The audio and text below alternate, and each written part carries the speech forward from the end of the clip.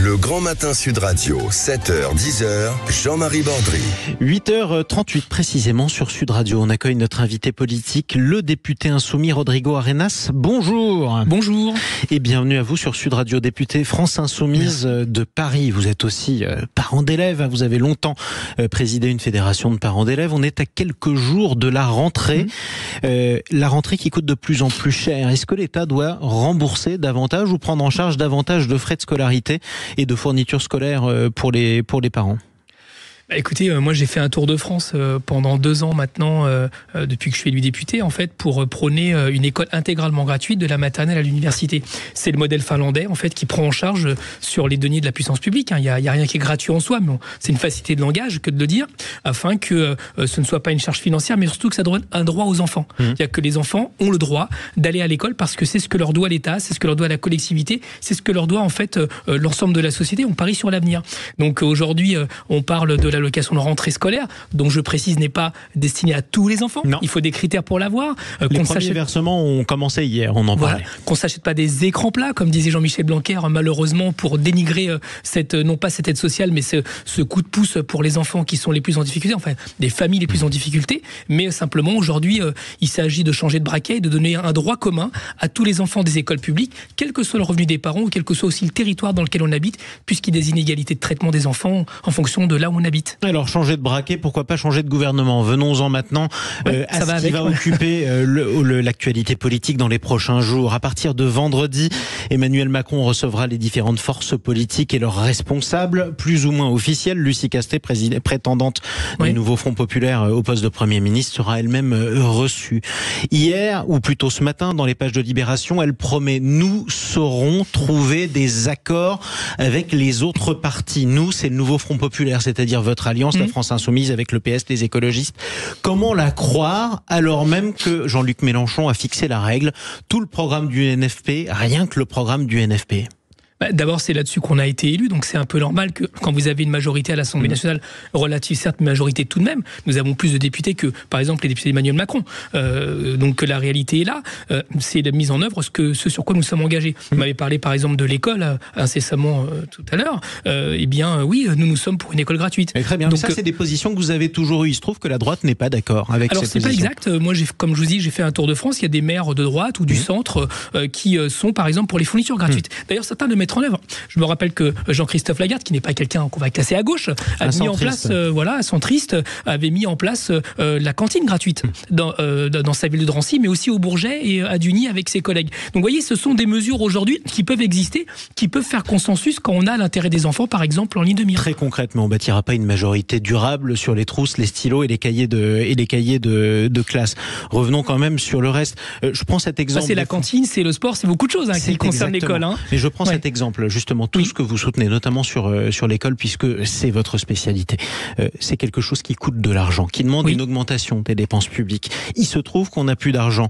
Hier, Gabriel Attal a annoncé qu'il fallait reconduire le budget précédent. Ça revient en fait à diminuer les dépenses publiques, puisqu'il y a une certaine forme d'inflation. Si on reconduit le même budget que l'an dernier, en gros, l'État dépensera 11 milliards d'euros de moins. Il n'y a plus d'argent pour faire ce que vous voulez faire. En fait, c'est pas qu'il n'y a plus d'argent, c'est que pendant ces temps, la majorité d'Emmanuel Macron a fait le choix de dispenser une partie de la population, notamment celle qui est la plus aisée, de l'impôt. Je pense par exemple à l'impôt sur la fortune qu'on veut remettre en place, qui me semble être un objet de justice sociale. C'est aussi ce qu'on a appelé les super profits, que Bruno Le Maire disait que n'existait pas, et maintenant tout le monde a vu que c'était une réalité, que nous proposons de faire contribuer à la richesse nationale. Donc vous voyez, si on augmente par exemple de 12% la taxe sur le patrimoine des 500 fortunes les plus riches de France, qui ne seront pas sur la paille, disons-le tranquillement, et ben ça finance l'intégralité du programme du NFP. On est d'accord, mais ça, donc il n'y a pas tellement de problème. C'était déjà votre programme, et votre programme n'est pas majoritaire absolu, en tout cas à l'Assemblée nationale. En tout cas, c'est plus majoritaire. Certes, mais vous n'aurez pas les voix pour le faire passer. Si je reviens à ce que vous dites, les mesures que vous proposez, les Républicains ne veulent pas les voter. Les macronistes ne veulent pas les voter. À quoi bon porter un programme dont vous savez pertinemment qu'il ne sera pas voté? Je ne suis pas convaincu, au regard des discussions qu'on a, par exemple, dans l'hémicycle depuis 2 ans, que par exemple l'impôt sur la fortune soit dégagé d'un revers de main. Il y a des députés de tous bords d'ailleurs qui pensent que oui, c'est non seulement une absurdité économique, que c'est une injustice sociale, que c'est moralement condamnable et que c'est inefficace puisque ça n'a pas permis de faire en sorte que par exemple, quelque chose qui est cher à la droite, de faire en sorte que la dette de la France soit résorbée de cette façon-là. Nous ne sommes pas dans cette réalité-là. Donc, à partir de là, nous pensons, nous, que les réformes fiscales que nous entreprendrons de faire pour financer le programme du NFP est notamment juste, mais souhaitable et nécessaire et efficace. C'est juste ça, la différence que nous avons. Oui, mais pas forcément facile à voter. Prenons aussi la première mesure. Mais rien n'est facile à voter. Non. Vous savez qu'on a fait beaucoup de 49.3 pour passer les choses. Certes, mais justement, si c'est le 49.3 que vous promettez... ce n'est pas ce que je suis en train de dire. Je veux dire que Macron est passé avec les 49.3. Exactement. Mais justement, vous voulez tourner cette page. Revenons malgré tout à la première mesure que Lucie Castet, la prétendante du nouveau Front populaire à Matignon, veut prendre, l'abrogation de la réforme des retraites. Une abrogation de la réforme des retraites, vous pouvez la faire que d'une seule manière. C'est avec les voix du Rassemblement national. Vous en êtes là aujourd'hui ? Pas forcément. Encore une fois, vous avez des députés, y compris dans la Macronie, qui considèrent que cette réforme n'est pas efficace. Non, c'est un faux semblant. Rodrigo Arenas, vous savez très bien que vous n'avez pas assez de députés macronistes pour vous aider à abroger la réforme des retraites. Vous aurez besoin des voix du Rassemblement national. Est-ce que vous l'assumez ? J'assume en tout cas qu'en France, il existe quelque chose dans la Constitution, d'ailleurs maintenant, puisque maintenant, grâce à Mélenchon, d'une certaine façon, grâce à la France insoumise, et grâce à Macron aussi, tout le monde est devenu expert en Constitution. Il y a une très grande connaissance, et je pense que c'est une bonne chose, que cette pédagogie ait eu lieu, de bien connaître la Constitution française, qu'il y a ce qu'on appelle un référendum. Et il me semble que quand vous avez une extrême majorité des Françaises et des Français qui sont opposés à cette réforme, de revenir vers le peuple, ça me paraît une bonne chose, puisque nous n'aurons pas de dissolution avant 1 an. En une semaine, vous pourriez faire abroger la réforme des retraites. Pourquoi ça vous tient tellement à cœur ? Pourquoi pas ? Parce que le Rassemblement national est d'accord. Vous pourriez poser le texte, il le voterait. Vous préférez aller en référendum juste pour garder votre virginité politique et dire que vous ne vous êtes pas appuyé sur eux. Ce que je vous dis, Jean-Marie Bordry, c'est qu'il y a des moyens constitutionnels, donc légaux et non pas violents, de faire en sorte que nous puissions revenir sur cette réforme. Puisque c'est ça la question qui se pose. C'est que nous avons choisi au NFP et à la France insoumise de choisir la voie de ce qu'on appelle la social-démocratie, à savoir la voie de la loi, la voie du droit, la voie de la Constitution, et non pas la lutte armée, etc., comme on peut l'imaginer. Vous êtes en train de dire que ce n'est pas le cas. Le nouveau Front populaire, dont la France insoumise, sont des sociodémocrates. Écoutez, il me semble que quand vous choisissez... Jean-Luc Mélenchon est un social-démocrate. Quand vous choisissez de changer les choses, de réformer un pays par la voie légale, en ayant recours aux élections ça s'appelle la social-démocratie. Ce n'est pas de ma faute. C'est théoriquement démontré de cette façon-là. Donc Fabien Roussel, Jean-Luc Mélenchon sont des sociodémocrates et la France insoumise est un parti social-démocrate. Pourtant, les sociodémocrates, ceux qu'on qualifie comme tels, les socialistes notamment, un certain nombre ont de plus en plus de mal dans leur alliance avec vous. Prenons aussi les alliés des socialistes. Mais ça, c'est autre chose. Vous me parlez d'électoralisme. Moi, ce que je vous parle, c'est que sur le fond, quand vous choisissez de changer la société, quand vous choisissez d'aller sur la rupture, de proposer autre chose, ce qui avait fait d'ailleurs, ce qui avait fait d'ailleurs, si vous me permettez, Mitterrand en 80, de choisir la voie des urnes, à l'époque où la question de la lutte armée se posait. Nous ne sommes pas dans ces situations-là. Eh bien, nous avons choisi de faire ces changements en faisant respecter la démocratie. Il me semble que c'est ça la social-démocratie. Vous êtes à deux doigts de nous demander de vous remercier d'avoir choisi la voie des urnes et de la démocratie au contraire de la lutte armée. Non, c'est dans le programme, c'est respecté, c'est assumé. Encore heureux, et sinon, je n'y serais pas. Certes, mais la lutte armée n'est pas dans la loi non plus. Donc heureusement que vous respectez tout ça. Non, mais c'est une issue dans certains pays du monde, vous savez. On est d'accord. Et ce n'est pas celle que nous avons choisie en tout cas. Revenons à vos alliés, justement, ceux avec qui vous avez fondé le nouveau Front populaire. Hier, il l'a dit, Raphaël Glucksmann, tête de liste PS, place publique aux élections européennes, qui est arrivé en tête des forces de gauche. Il faut avoir le courage de tourner la page Macron, ça peut vous plaire, et la page Mélenchon. Qu'est-ce que vous lui répondez ? Je ne vois pas comment est-ce qu'il va mettre en œuvre le programme du nouveau Front populaire sur lequel il s'est engagé, en faisant appel à celles et ceux qui prônent précisément le contraire, en l'occurrence Emmanuel Macron. Donc la question que vous me posiez de constituer une majorité, je ne vois pas comment Raphaël Glucksmann, pour peu qu'il représente quelque chose de façon hégémonique et majoritaire, soit de nature à défendre une candidature de Lucie Castet dans un premier temps, mais aussi de mettre en œuvre un programme.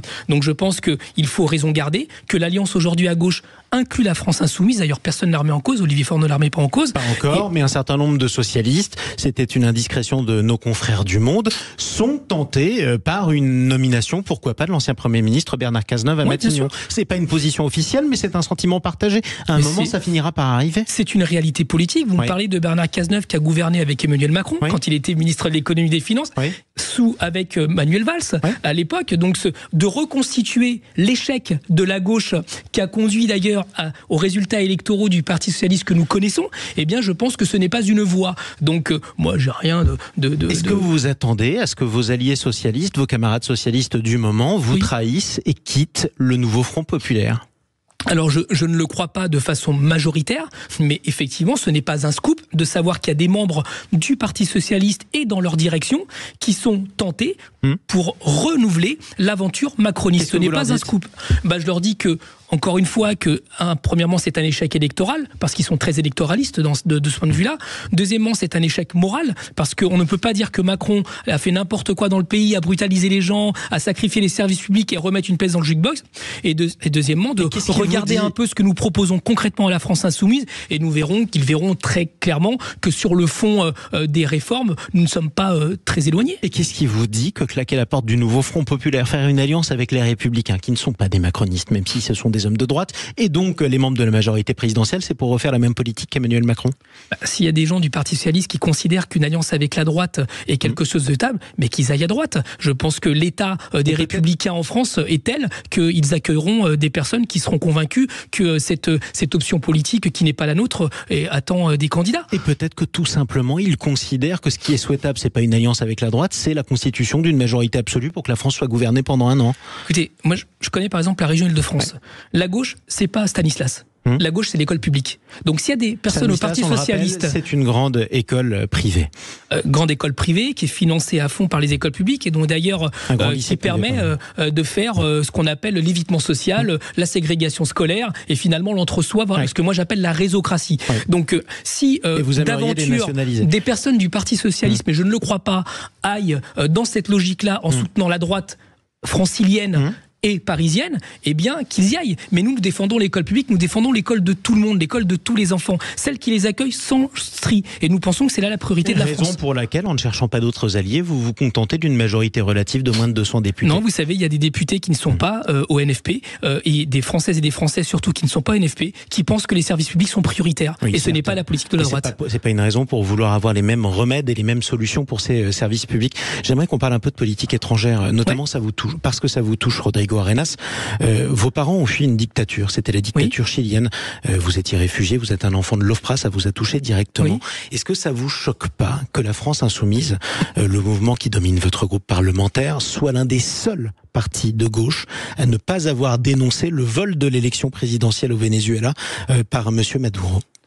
C'est le Venezuela, c'est un pays un peu complexe qui en Amérique latine. Je pense qu'il y a beaucoup de méconnaissances sur ce qui se passe sur ce continent. Maintenant, est-ce que la droite vénézuélienne est une option? La réalité est non, électoralement et socialement.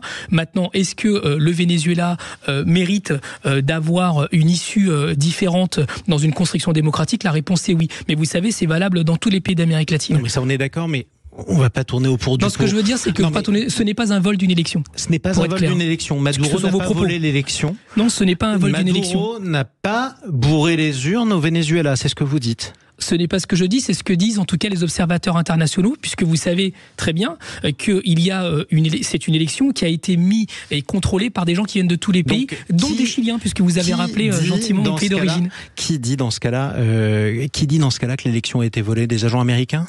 Non, c'est surtout l'opposition qui le dit.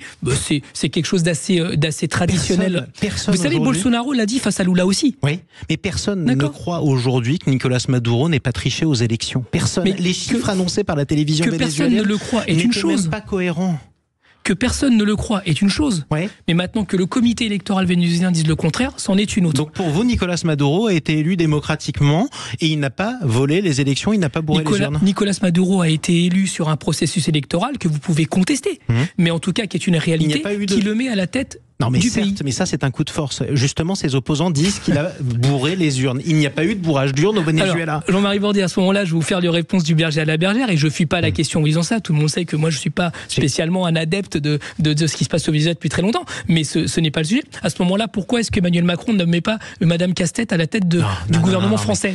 Eh bien, nous sommes en train de voler une élection aussi en France devant les yeux de tout le monde. Et la trêve olympique ne change rien à tout ça. Vous avez le droit de ne pas aimer Emmanuel Macron. Non, c'est pas une question d'amour. C'est pas une question d'amour. On ne parle pas de dictature. On ne parle pas de dictature en France, quoi qu'on en pense. Écoutez, une dictature, le Venezuela. Il y a un certain nombre de Françaises et de Français, dont je suis d'ailleurs, qui pensons que nous sommes de plus en plus dans un régime autoritaire et qu'aujourd'hui, non, je parle de la France, je parle du pays dans lequel je suis élu député, dans lequel je suis garant du respect des institutions, dans lequel je suis à même de dire qu'il y a une majorité qui doit s'imposer et qu'à ce titre-là, nous sommes dans une situation où le président de la République... Vous avez eu l'occasion de le dire et on vous a permis de le dire sur ce radio. Et je vous le redis, et le problème c'est que ça n'a pas changé, puisqu'aujourd'hui, au moment où nous nous parlons, Madame Cassette n'est toujours pas première ministre et que c'est une hérésie démocratique. Donc si vous voulez me ramener au Venezuela, je n'ai aucun problème de le faire. Non, répondez simplement à la question, est-ce que Nicolas Maduro est un dictateur? Non. Eh bien, vous aurez répondu. Merci d'être intervenu sur Sud Radio. Rodrigo Arenas, député insoumis de Paris. On reparlera politique, évidemment, avec nos invités dans notre débat. Dans quelques minutes, le nouveau Front Populaire vit-il ces derniers jours, alors que de plus en plus de ses membres, notamment à la droite du NFP, sont tentés de tourner la page Mélenchon. On en parlera avec nos invités et nos auditeurs. 0826 je vous souhaite bon courage. 300. Vous leur souhaitez bon courage, on a bien compris, Rodrigo Arenas. À suivre, un petit peu de voyage. Pas besoin de courage pour voyager en France. On retrouve Xavier Louis dans un instant sur Sud Radio.